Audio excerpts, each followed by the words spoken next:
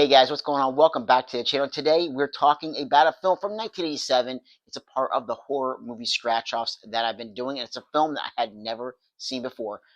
Seems to be an ongoing theme for these films that I've been doing on these scratch offs through the month of October.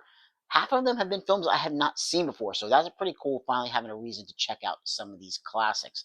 This one's directed by Joel Schumacher, and it's one I did have. I did have this one, and that is The Lost Boys.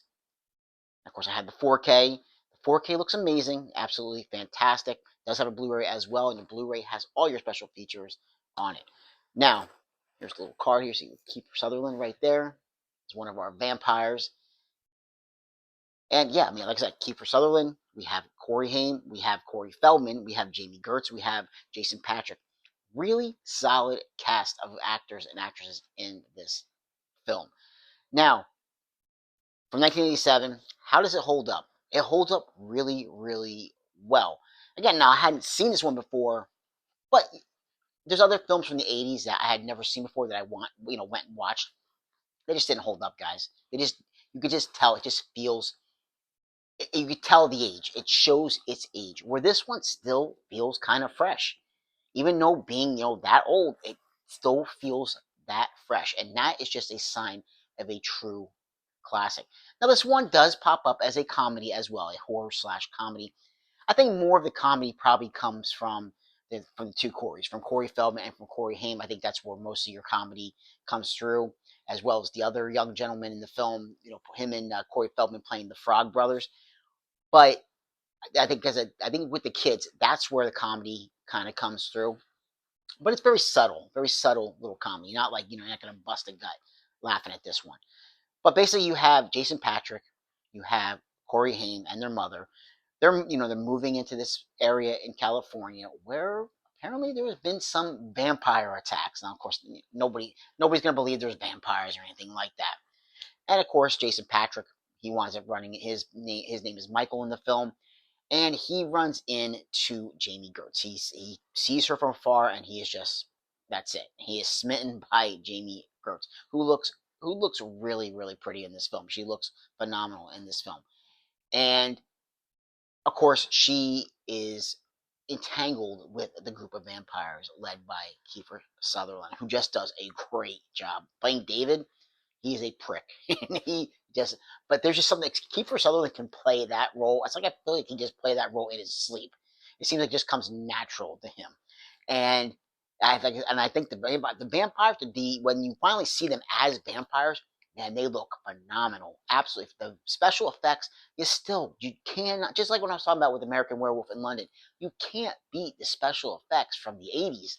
They still hold up today. They look phenomenal. Everybody looks amazing when they turn into vampires. When their face just changes, it looks amazing. Some things you just cannot get right with CGI. No matter how much you try, nothing beats a practical effect. Now, of course, like I said, Michael, he is taken by Jamie Gertz's character. Her name is Star, and but she's like with this group of vampires, and they kind of like bring him in, want to make him another member of this Lost Boys group. And he unwillingly drinks what he believes to be like wine, a bottle of wine, but it's actually blood, and it's fused with David's blood, Kiefer Sutherland's blood, and it turns him into a vampire. So throughout the film, Michael's trying to like just hold back, not wanting to become a full vampire and take that first kill. And his brother, played by Corey Haim, he goes by the name of Sam, and the Frog Brothers, one of them being Corey Feldman. Those two are like him, Corey Feldman, and the young man playing his brother in the film. They are vampire hunters. They know that something's going on. There's vampires in California in this area, and they are going after them. And Corey Haim, now knowing that his brother's vampire, enlists the help of these two brothers.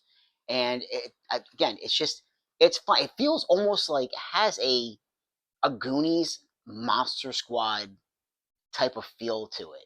And it's just all those films, and they all come out around the same time too, within a few years, from one another. And it's just I love how that it's a great feeling, like how these films feel. They just all kind of like roll together and meld into something phenomenal for time period, and I love that. I think they do a really good job. The kid actors do a great job in this film, and I can't say enough about it, about how great they are in this film. And throughout the film, they're trying to help Michael. You'll find out who the head vampire is. Is it David? Is David the head vampire in charge, or is it somebody else? Because they feel that if they kill the head vampire, they can reverse that transformation into a vampire and they can make him human again.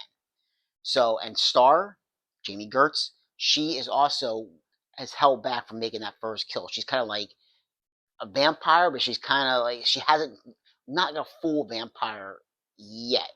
And again, by killing the head vampire, they can maybe reverse that. And that's kind of like how it progresses throughout the film. It's like an hour and 35 minutes, but it moves really, really well. Like it has a really nice pace to it, which I love. It looks great. Like I said, besides just being the 4K, I think everything just looks amazing. Like how when they have the boardwalk setting and seeing like the ocean and everything, it just looks incredible. The soundtrack's pretty good too. The Lost Boys has always been known for like their soundtrack. I've heard like bits and pieces over the years, but it's always been known for its soundtrack, and I can understand why. I think it's a really solid '80s soundtrack for this film. I think it's very fitting for this particular film. And we have the big battle at the end. Again, I'm not going to spoil the exact ending to the film, but there's a big battle at the end. And not only are the boys dealing with one of the brothers becoming a vampire, but the mother now has a new love interest, and something might be a little bit off about this guy. We're not quite sure. He seems a little bit off. So there's like a little bit going on here and there, and it's just, but it works well. It works well. It all melts together, and it flows with a really nice pace. So absolutely very, very happy that I got a chance to finally watch The Lost Boys. I give it a thumbs up. Definitely one I will have to dive in again and watch at some point. Maybe make it an annual, like, October type viewing thing. I think it works. It worked really well for me. Really enjoyed it quite a bit. So, guys, let's go ahead and get on to what our next film is going to be here in the month of October, what our next scratch off is going to be. Let's go ahead and shuffle up the cards. And let's see what we are going to be watching. All right, let's go. Let's see what we got. And it is from 2002, 113 minutes, zombie/action/war. So let's go ahead and scratch this one off. And what are we going to be watching? I had a feeling it was going to be this one. I had a feeling. And it is from one Mr. Danny Boyle, 28 Days Later. I've only seen this one time. Originally, when it came out, when it hit the video stores, I rented it, the old Blockbuster back in the day. And yeah, this will only be the second time watching 28 Days Later. So that'll be pretty interesting. I think I do have this one. I think I have it on DVD, so it's not one I'm going to have to go find streaming anywhere. It's one I can actually pull from the shelf. So yeah, 28 Days Later is next on the docket for the month of October. Guys, like, subscribe, and comment if you get the chance, and I'll catch you in another episode. Take care.